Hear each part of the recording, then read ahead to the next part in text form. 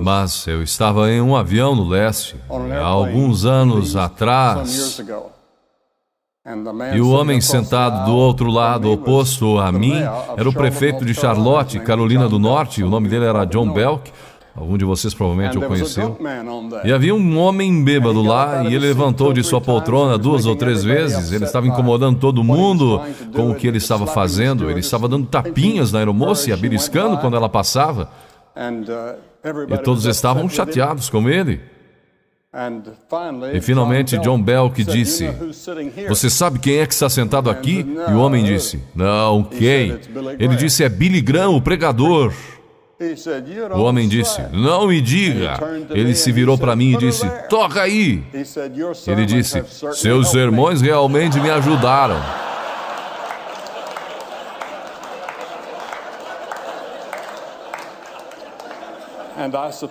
E eu suponho que isso seja verdade para milhares de pessoas.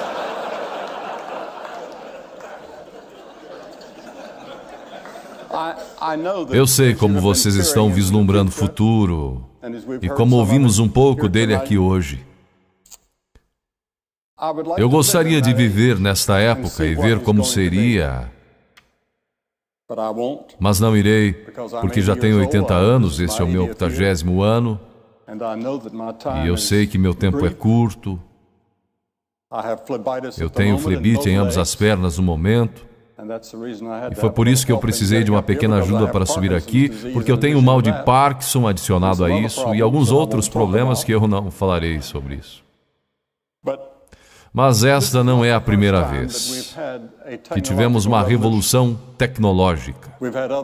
Nós tivemos outras, e há uma sobre a qual eu quero falar. Em uma geração, a nação do povo de Israel teve uma mudança tremenda e dramática que os tornou uma grande potência do Oriente Médio. Um homem chamado Davi subiu ao trono e o rei Davi se tornou um dos grandes líderes da sua geração. Ele era um homem de grande liderança. Ele tinha o favor de Deus com ele. Ele era um brilhante poeta, filósofo, escritor, soldado, com estratégias em combates e conflitos, até hoje estudadas por nós. Mas cerca de 2 séculos antes de Davi, os hititas haviam descoberto o segredo da fundição e processamento do ferro. E lentamente essa técnica se espalhou, mas eles não permitiam que os israelitas aprendessem ou tivessem qualquer acesso. Mas o rei Davi mudou tudo isso e ele introduziu a idade do ferro a Israel. A Bíblia diz que Davi construiu grandes depósitos de ferro, sobre quais arqueólogos descobriram na Palestina dos dias atuais existir evidências daquela geração. Agora, ao invés de ferramentas rudimentares, feitas de madeira e pedra, Israel agora tinha arados de ferro, foices, enxadas, armas militares. E no curso de uma geração, Israel foi completamente transformada. A introdução do ferro, de certa forma, teve um impacto um pouco parecido com o que o microchip teve na nossa geração.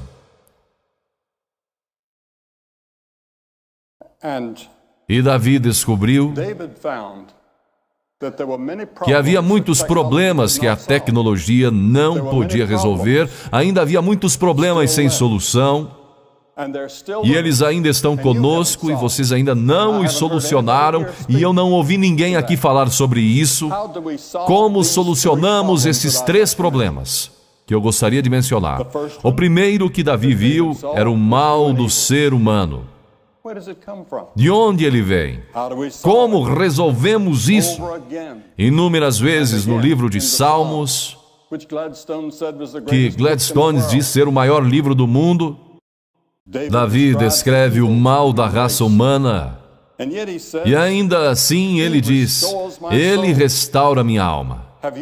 Você já pensou que contradição os seres humanos são? Por um lado, podemos penetrar fundo nos segredos do universo e dramaticamente alargar as fronteiras da tecnologia, como essa conferência demonstra claramente. Nós já vimos o fundo do oceano 3 milhas abaixo, ou galáxias a milhares de bilhões de anos-luz no futuro. Mas, por outro lado, algo está errado. Nossos navios de guerra, nossos soldados, estão numa fronteira agora, quase prestes a entrar em guerra com o Iraque. Agora, o que causa isso? Porque temos essas guerras a cada geração e em toda parte do mundo, e revoluções. Não conseguimos nos dar bem com as outras pessoas. Nos achamos paralisados nas garras de hábitos autodestruidores que não podemos quebrar. Racismo, injustiça e violência assolam o mundo, trazendo uma colheita trágica de dor e morte. Mesmo os mais sofisticados entre nós parecem impotentes para quebrar esse círculo. Eu gostaria de ver a Oracle solucionar isso. Ou alguns outros gênios tecnológicos trabalharem nisso. Como mudamos o homem, de forma que ele não minta ou trapaceie e que nossos jornais não estejam cheios de histórias e fraudes nas empresas ou nos trabalhos, ou atletismo ou em qualquer outra área. A Bíblia diz que o problema está em nós, dentro de nossos corações e almas. Nosso problema é que estamos separados do nosso Criador, que chamamos de Deus, e precisamos ter nossas almas restauradas. Algo que apenas Deus pode fazer. Jesus disse, porque do coração procedem os maus pensamentos, prostituição, adultério, furtos, morte, falso testemunho, blasfêmia. O filósofo britânico Bertrand Russell não era um homem religioso, mas ele disse, é no nosso coração que o mal está. E é de nossos corações que ele deve ser arrancado. Albert Einstein, eu estava conversando com alguém quando palestrava em Princeton, e encontrei com o Sr. Einstein. Ele não tinha um diploma de doutor porque ele disse que ninguém estava qualificado para lhe dar um. Mas ele disse essa frase. Ele disse, é mais fácil desnaturar plutônio do que desnaturar o mal do espírito do homem. E eu sei que muitos de vocês pensaram sobre isso e se intrigaram com isso. Vocês viram pessoas pegarem avanços tecnológicos benéficos, como a internet, que ouvimos a respeito hoje à noite, e distorcê-los em algo corruptor. Vocês viram pessoas brilhantes criarem vírus de computador que fazem cair sistemas inteiros. O bombardeio da cidade de Oklahoma foi simples tecnologia, horrivelmente usada. O problema não é a tecnologia. O problema é a pessoa ou pessoas usando-a. O rei Davi disse que ele conhecia as profundezas de sua própria alma. Ele não poderia se libertar de problemas sociais e pecados pessoais, que incluíam assassinato e adultério. No entanto, o rei Davi buscou o perdão de Deus e disse, tu restauras minha alma. Vejam vocês, a Bíblia ensina que nós somos mais do que um corpo e uma mente. Nós somos uma alma. E existe algo dentro de nós que vai além do nosso entendimento. Essa é a parte de nós que anseia por Deus ou por algo mais do que encontramos na tecnologia. A sua alma é a sua parte que anseia por significado na vida e que busca por algo além dessa vida. E é a parte de você que realmente anseia por Deus. Eu percebo que jovens ao redor do mundo procuram por algo. Eles não sabem o que são. Eu falo em muitas universidades. E eu tenho muitos períodos de perguntas e respostas, e seja em Cambridge ou Harvard, ou Oxford. Eu falei em todas essas universidades. Eu estou indo para Harvard daqui a cerca de 2 meses, contando esse, para dar uma palestra, e me farão as mesmas perguntas que me fizeram na última vez que eu estive lá. E elas serão essas questões. De onde eu vim? Por que estou aqui? Para onde eu irei? Qual o sentido da vida? Por que eu estou aqui? Mesmo se você não tem religião, existem ocasiões quando você pensa que existe algo mais. Thomas Edison também disse: quando você vê tudo o que acontece no mundo da ciência e no funcionamento do universo, você não pode negar que existe um comandante na ponte. Eu lembro uma vez, me sentei ao lado da senhora Gorbachev num jantar na Casa Branca e fui até o embaixador Dobrynin, quem eu conheço muito bem. Eu estive na Rússia por várias vezes durante o comunismo. Eles me deram uma liberdade maravilhosa que eu não esperava. E eu conheci o Sr. Dobrynin muito bem e eu disse: eu vou me sentar ao lado da Sra. Gorbachev hoje à noite sobre o que eu devo conversar com ela. E ele me surpreendeu com a resposta. Ele disse: fale sobre religião e filosofia com ela. Isso é no que ela está realmente interessada. Eu estava um pouco surpreso, mas naquela noite foi sobre o que conversamos. E foi uma conversa estimulante. E depois ela disse: o Senhor sabe, eu sou uma ateia, mas eu sei que existe algo lá em cima maior do que nós. O segundo problema que o rei Davi percebeu que ele não podia resolver era o problema do sofrimento humano. O escritor do livro mais antigo do mundo foi Jó. E ele disse: mas o homem nasce para a tribulação como as faíscas se levantam para voar. Sim, certamente a ciência fez muito para retardar certos tipos de sofrimentos humanos, mas eu, em poucos meses, terei 80 anos de idade. Eu admito que sou grato por todos os avanços médicos que me mantiveram com saúde relativamente boa todos esses anos. Meus médicos na clínica Mayo me desencorajaram a vir nesta viagem para estar aqui. Eu não dou uma palestra há quase 4 meses. E quando você fala tanto quanto eu, de 3 a 4 vezes por dia, você fica enferrujado. É por isso que eu estou usando este palanque e usando essas notas. Toda vez que vocês me ouvem na televisão ou em algum lugar, eu estou improvisando. Eu não estou lendo, eu nunca leio um pronunciamento. Eu nunca leio um discurso, uma fala ou uma palestra. Eu falo de improviso. Mas essa noite eu tenho umas notas aqui, caso eu comece a esquecer, o que acontece às vezes. E eu tenho algo onde posso olhar. Mas mesmo aqui entre nós, em muitas, nas sociedades mais avançadas do mundo, nós temos pobreza, nós temos famílias que se destroem, amigos que nos traem, pressões psicológicas insuportáveis pesam sobre nós. Eu nunca encontrei uma pessoa no mundo que não tivesse um problema ou uma preocupação.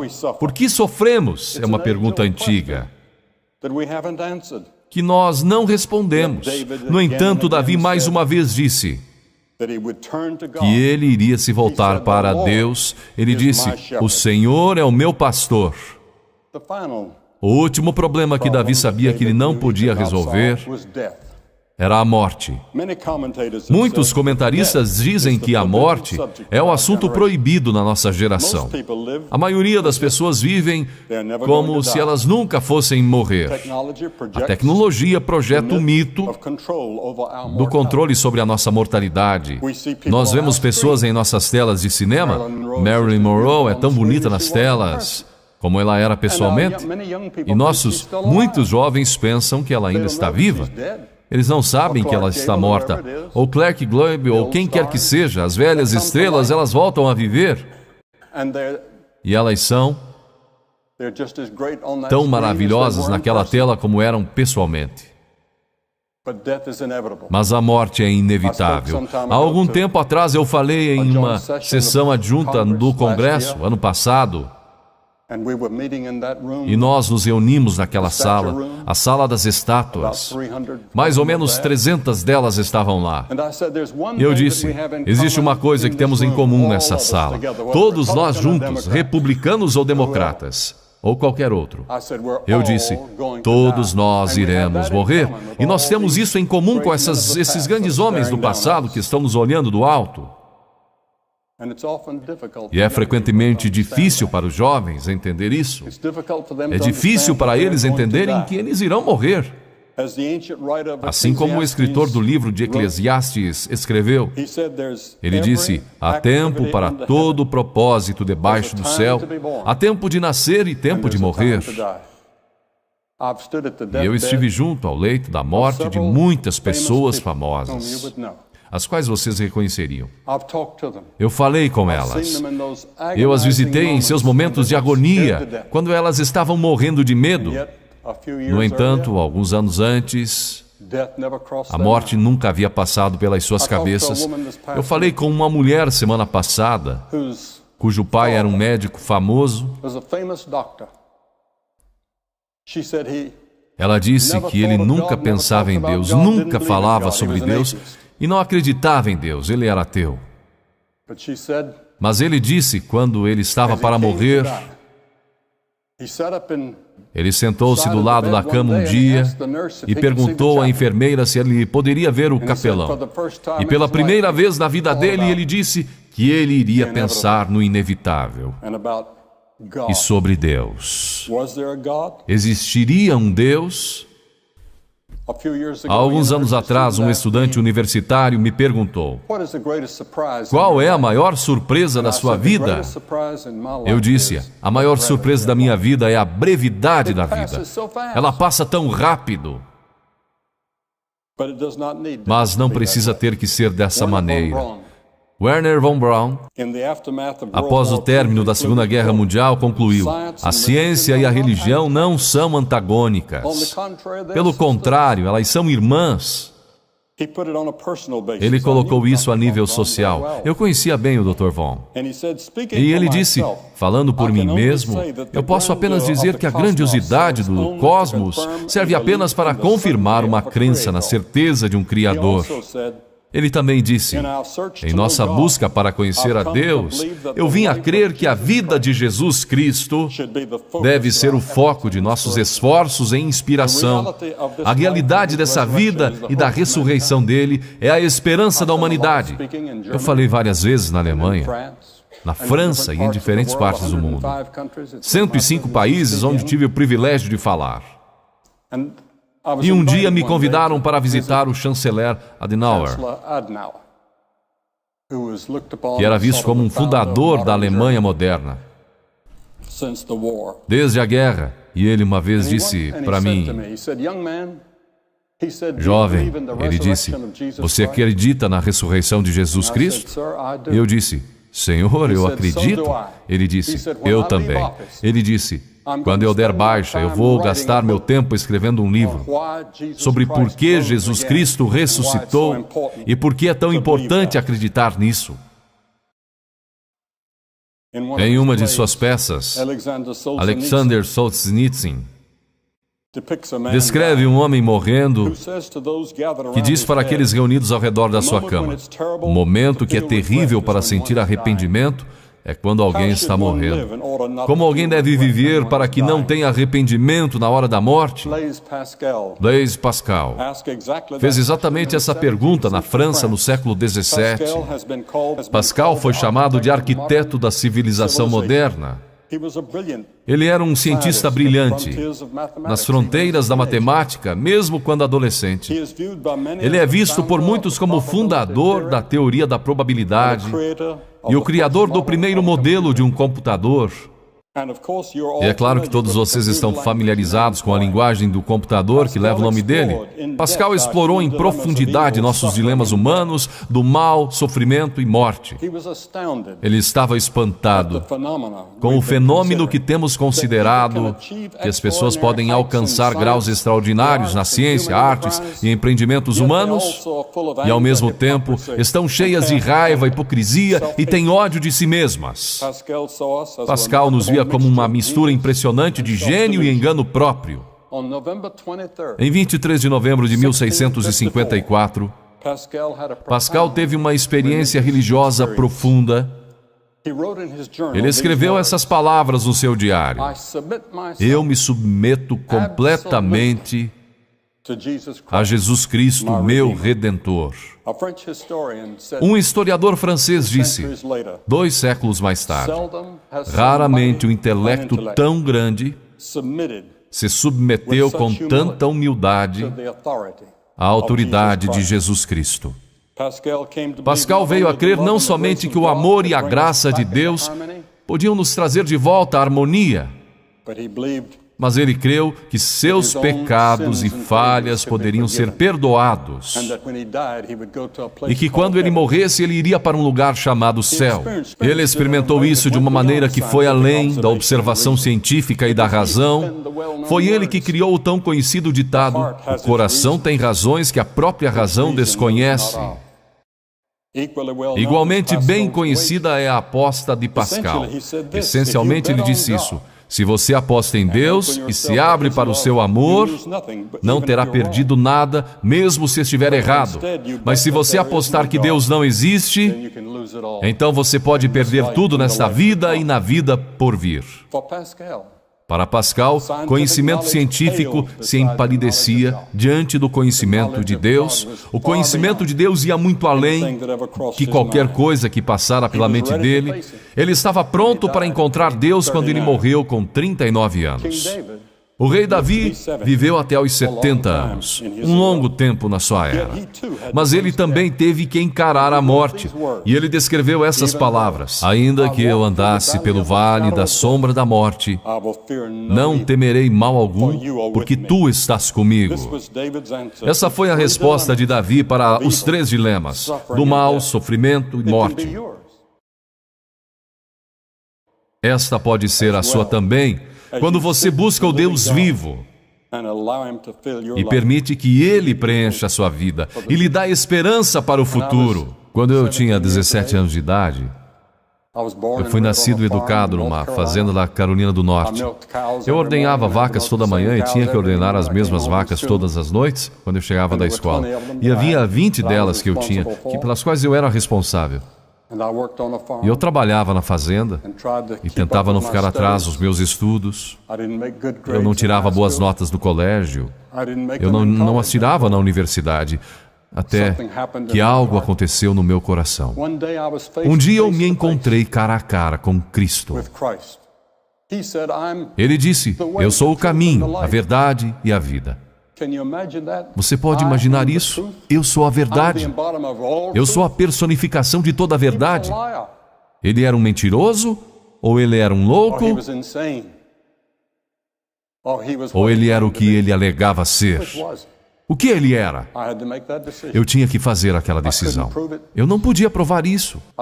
Eu não podia levar isso a um laboratório e fazer experiências com isso. Mas pela fé eu disse: eu acredito nele. E ele entrou em meu coração e mudou a minha vida. E agora eu estou pronto para quando eu ouvir aquele chamado para entrar na presença de Deus. Obrigado e Deus abençoe todos vocês.